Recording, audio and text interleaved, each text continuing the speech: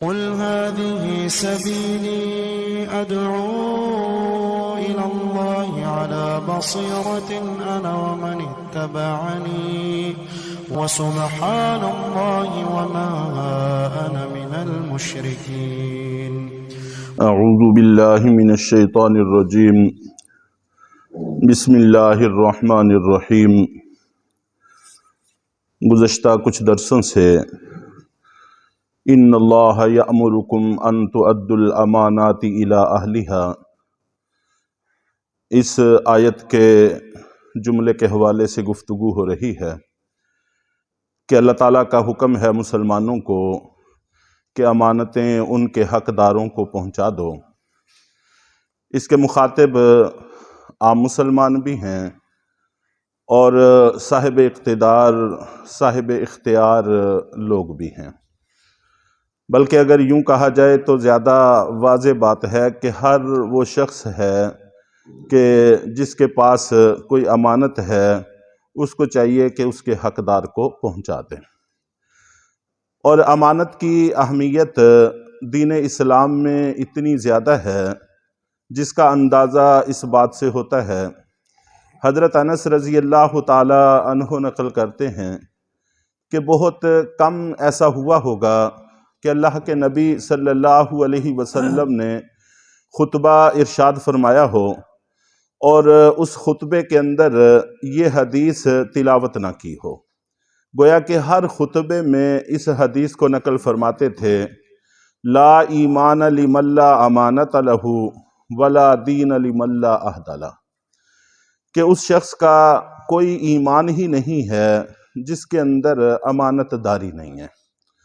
اور اس شخص کا کوئی دین اور مذہب ہی نہیں ہے جس کے اندر عہد کی پاسداری نہیں ہے۔ صحیح ستہ کی کتابوں میں سے سنن بہقی اس نے اس حدیث کو نقل کیا ہے، اور بخاری اور مسلم شریف میں یہاں تک ہے حضرت ابو ہریرہ رضی اللہ تعالیٰ عنہ اور حضرت عبداللہ ابن عمر رضی اللہ تعالیٰ عنہ، دو صحابہ اس حدیث کو نقل کرتے ہیں کہ ایک موقع پر اللہ کے نبی صلی اللہ علیہ وسلم نے نفاق کی علامتیں بیان کیں کہ منافق کی نشانیاں کیا ہوتی ہیں، تو ان میں سے ایک علامت یہ بھی بیان کی کہ جب اس کے پاس امانت رکھی جائے تو وہ اس امانت میں خیانت کرے، تو خیانت کرنے کو نفاق کی علامت قرار دیا ہے۔ اور اگر اس آیت کے شان نزول میں پیش آنے والے واقعہ میں غور کیا جائے تو بڑی بات واضح ہو جاتی ہے کہ عثمان بن طلحہ سے جو چابیاں لی گئی تھیں کعبہ کی، وہ کوئی مال نہیں تھا، بلکہ چابی ایک عہدے اور ایک منصب کی علامت تھی جو اس سے لی گئی، اور اس کے بارے میں اللہ تعالیٰ نے فرمایا کہ امانتیں حقداروں کو لٹا دو، ان کو واپس کر دو۔ چنانچہ اللہ کے نبی صلی اللہ علیہ وسلم نے وہ چابیاں واپس کر دیں۔ تو اس سے یہ بات واضح ہوتی ہے کہ عہدے، منصب، یہ افسریاں، یہ ساری یہ بھی اللہ کی امانتیں ہیں۔ چنانچہ اللہ کے نبی صلی اللہ علیہ وسلم کا یہ بھی ارشاد ہے کہ وہ شخص ملعون ہے، اس پر اللہ کی لعنت ہے کہ جس کے اختیار میں عام مسلمانوں کے معاملات دیے جائیں اور وہ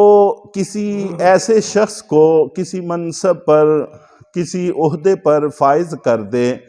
کہ وہ جانتا ہے کہ اس سے زیادہ اہلیت کسی اور شخص میں موجود ہے، محض تعلقات کی بنیاد پر، محض دوستی کی بنیاد پر، محض ذاتی مفادات کی بنیاد پر کسی ایسے شخص کو طے کر دیتا ہے کہ اس سے زیادہ اہلیت رکھنے والا اور شخص موجود ہوتا ہے، تو ایسے شخص پر اللہ کی لعنت ہے، اور نہ اس کا فرض قبول ہے نہ اس کا نفل قبول ہے، یہاں تک کہ وہ جہنم میں داخل ہو جائے۔ اور اس وقت ہم جو صورتحال دیکھ رہے ہیں وہ بھی بالکل ہمارے سامنے ہے کہ جتنی بھی تباہیاں حکومتوں میں ہماریوں میں آ رہی ہیں وہ نااہل لوگوں کی وجہ سے پیش آ رہی ہیں۔ کہ سارے عہدے سارے اختیارات ایسے لوگوں کو دیے جا رہے ہیں سفارشوں کی بنیاد پر اور رشوتوں کی بنیاد پر، تعلقات کی بنیاد پر۔ یہ جو مختلف طبقات کے مختلف کوٹے طے کیے گئے ہیں، یہ بھی محض ذاتی مفادات کے لیے ہے۔ فلاں طبقے میں سے اتنے لوگ M P A M N A ہوں گے، فلاں طبقے میں سے اتنے ہوں گے، خواتین میں سے اتنے ہوں گے، غیر مسلموں میں سے اتنے ہوں گے، جبکہ ہم دین اسلام کے شروع کا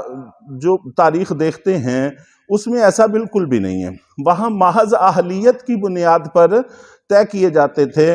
تو کتنے ہی ایسے گورنر ہیں کہ مدینہ منورہ سے اللہ کے نبی صلی اللہ علیہ وسلم بھیجتے رہے، خلفائے راشدین بھیجتے رہے، کہ نہ وہ اس علاقے کے تھے نہ اس قوم کے تھے، لیکن پھر بھی مدینہ منورہ سے گئے اور براہ راست اللہ کے نبی صلی اللہ علیہ وسلم کے تربیت یافتہ تھے،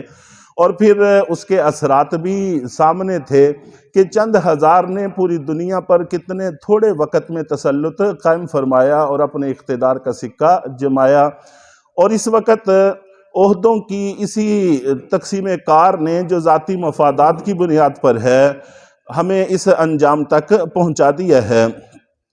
اور اسی طرح اللہ کے نبی صلی اللہ علیہ وسلم نے یہ بھی ارشاد فرمایا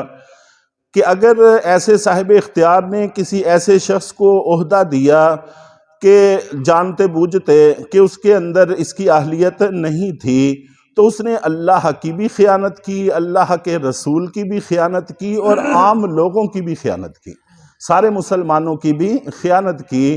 تو یہ بہت بڑی خیانت ہے، اور خاص طور پر یہ ملعون ہونے کا معاملہ بہت ہی اہم ہے۔ گزشتہ درسوں میں لعنت کے حوالے سے بڑی تفصیل سے بات ہو گئی تھی کہ اللہ کی لعنت کا معنی ہی اللہ کی رحمت سے دور ہونا ہے، اللہ کی مدد سے دور ہونا ہے۔ تو اس وقت امت مسلمہ ایسے اعمال میں پھنسی ہوئی ہے کہ جس کی وجہ سے اللہ کی رحمت متوجہ نہیں ہو رہی۔ تو عہدوں کی تقسیم کار یہ بھی اللہ کی امانتیں ہیں، اس میں بھی اللہ کا خوف ہونا چاہیے۔ اور اس کے ساتھ ساتھ آپ نبی پاک صلی اللہ علیہ وسلم کا ارشاد ہے المجالس بالامانہ، کہ بعض مجلسوں میں جو رازداری سے باتیں ہوتی ہیں وہ بھی امانت ہوتی ہیں، بغیر دوسروں کی رضامندی کے وہ باتیں باہر بیان کرنا درست اور ٹھیک نہیں ہوتا۔